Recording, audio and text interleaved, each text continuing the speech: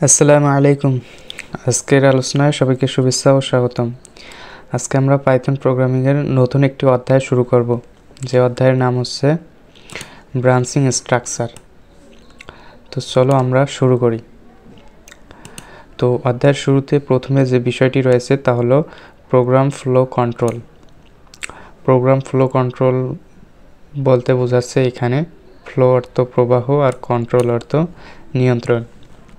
তাহলে programme flow control বলতে বোঝাবে যদি কোনো স্টেটমেন্ট একাধিকবার এক্সিকিউট করতে হয় বা কোনো শর্ত সাপেক্ষে স্টেটমেন্টের এক্সিকিউট বন্ধ করতে হয়, তখন প্রোগ্রামের এক্সিকিউশন কোন প্রক্রিয়ায় সম্পন্ন হবে তা নির্ধারণ করার প্রক্রিয়াকে প্রোগ্রাম ফ্লো কন্ট্রোল বলে। এখানে এক্সিকিউট মানে হচ্ছে চালনা করা, অর্থাৎ কোনো স্টেটমেন্টকে যখন একাধিকবার চালনা করতে হবে বা কোনো শর্ত সাপেক্ষে সেটাকে এক্সিকিউশন বা চালনা করা বন্ধ করতে হবে, তখন এই প্রক্রিয়াটা এই এক্সিকিউশনটা যে প্রক্রিয়ায় সম্পন্ন হবে সেই প্রক্রিয়াটাকেই মূলত প্রোগ্রাম ফ্লো কন্ট্রোল বলে। আর পাইথনে এটি দুই প্রকার, অর্থাৎ একটি হচ্ছে conditional program flow control, conditional program flow যেটা হচ্ছে শর্তযুক্ত প্রোগ্রাম প্রবাহ, এবং আরেকটি হচ্ছে আনকন্ডিশনাল প্রোগ্রাম ফ্লো বা শর্তহীন প্রোগ্রাম প্রবাহ। এরপরে যে বিষয়টি রয়েছে কন্ডিশনাল প্রোগ্রাম ফ্লো কি, অর্থাৎ কোনো শর্ত বা কন্ডিশনের উপর ভিত্তি করে কোনো স্টেটমেন্ট নির্বাহ হলে তাকে কন্ডিশনাল প্রোগ্রাম ফ্লো বলে। অর্থাৎ এখানে কোনো একটি শর্তের উপরে ভিত্তি করে এই স্টেটমেন্টটি নির্বাহ হবে বা ফ্লো হবে।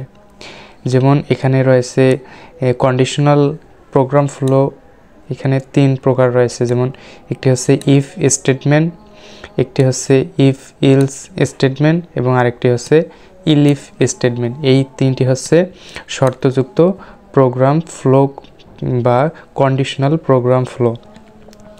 এরপরে যে বিষয়টি রয়েছে তা হলো আনকন্ডিশনাল প্রোগ্রাম ফ্লো বা শর্তহীন প্রোগ্রাম নির্বাহ। অর্থাৎ আনকন্ডিশন স্টেটমেন্ট বা শর্তহীন কোনো স্টেটমেন্টের প্রভাবে কোনো প্রোগ্রামের নির্বাহ হলে তাকে মূলত আনকন্ডিশনাল প্রোগ্রাম ফ্লো বলে। যেমন আনকন্ডিশনাল প্রোগ্রাম ফ্লোর মধ্যে রয়েছে for statement, while statement, do while statement, continue statement, go to statement.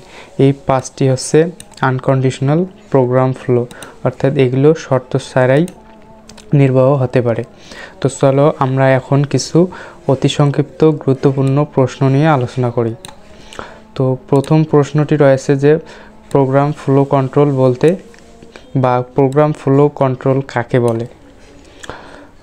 আমরা কিন্তু পূর্বেই জেনে আসলাম যে যদি কোনো স্টেটমেন্টকে একাধিকবার এক্সিকিউট করতে হয় বা কোনো শর্ত সাপেক্ষে স্টেটমেন্টের এক্সিকিউট বা চালনা বন্ধ করতে হয়, তখন প্রোগ্রামের এক্সিকিউশন কোন প্রক্রিয়ায় সম্পন্ন হবে তা নির্ধারণ করার প্রক্রিয়াকে প্রোগ্রাম ফ্লো কন্ট্রোল বা প্রোগ্রাম নির্বাহ নিয়ন্ত্রণ বলে। পাইথনে এটি দুই প্রকার, অর্থাৎ প্রোগ্রাম ফ্লো কন্ট্রোল দুই প্রকার, একটি হচ্ছে কন্ডিশনাল আর একটি হচ্ছে আনকন্ডিশনাল। এরপরে দ্বিতীয় যে প্রশ্নটি রয়েছে কন্ডিশনাল প্রোগ্রাম ফ্লো বলতে কি বুঝো।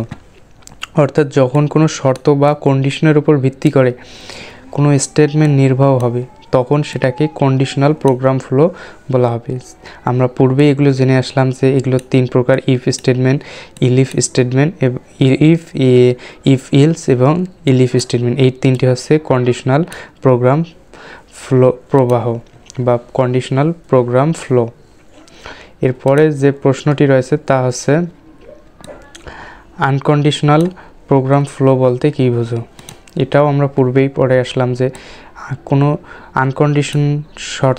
আনকন্ডিশন বা কোনো শর্তহীন স্টেটমেন্টের প্রভাবে কোনো প্রোগ্রাম নির্বাহ হলে, বা বইয়ের ভাষায় যদি বলতে চাই যে আনকন্ডিশনাল স্টেটমেন্টের প্রভাবে কোনো প্রোগ্রাম নির্বাহ হলে তাকে আনকন্ডিশনাল প্রোগ্রাম ফ্লো বলে।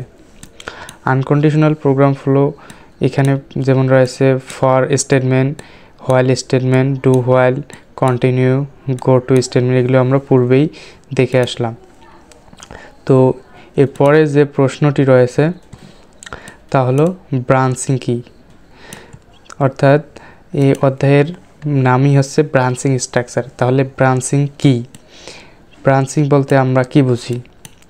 অর্থাৎ কোনো নির্দিষ্ট শর্তের উপর ভিত্তি করে কোনো প্রোগ্রামের স্টেটমেন্ট এক্সিকিউট হলে তাকে ব্রাঞ্চিং বলে। অর্থাৎ কোনো একটি শর্তের উপর ভিত্তি করে কোনো প্রোগ্রামের স্টেটমেন্ট তো আমরা পূর্বেই জেনেছি যে পাইথন প্রম্পটের ডানে আমরা যে সকল কিছু লিখি সেগুলোই হচ্ছে এক একটি স্টেটমেন্ট। অর্থাৎ কোনো স্টেটমেন্ট যখন শর্তের উপর ভিত্তি করে এক্সিকিউট বা চালনা করা হবে তখন সেটাকে ব্রাঞ্চিং বলা হবে। এবং এর পরে যে প্রশ্নটি রয়েছে তা হচ্ছে লুপিং। লুপ মানে আমরা জানি একই কাজ বারবার করা, অর্থাৎ কোনো স্টেটমেন্টকে প্রোগ্রামের প্রয়োজনে একাধিকবার এক্সিকিউট করার প্রক্রিয়াকে লুপিং বলে। অর্থাৎ আমরা যদি কোনো একটি কাজ আমাদের প্রয়োজনে একাধিকবার করতে চাই, মানে একই কাজ একাধিকবার করতে চাই, তাহলে সেক্ষেত্রে আমরা লুপিং ব্যবহার করব। লুপের মধ্যে রয়েছে ফর লুপ, হোয়াইল লুপ, এগুলো আমরা আস্তে আস্তে জানবো। তো এই হলো লুপিং। এর পরবর্তীতে রয়েছে নেস্টেড ইফ স্টেটমেন্ট বলতে কি বোঝায়?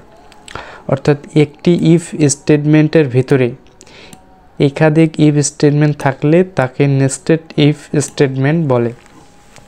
অর্থাৎ কোনো একটি শর্তযুক্ত স্টেটমেন্টের ভিতরে যদি আরও কতগুলো এই শর্তযুক্ত স্টেটমেন্ট থাকে তখন সেটাকে আমরা নেস্টেড ইফ স্টেটমেন্ট বলতে পারবো।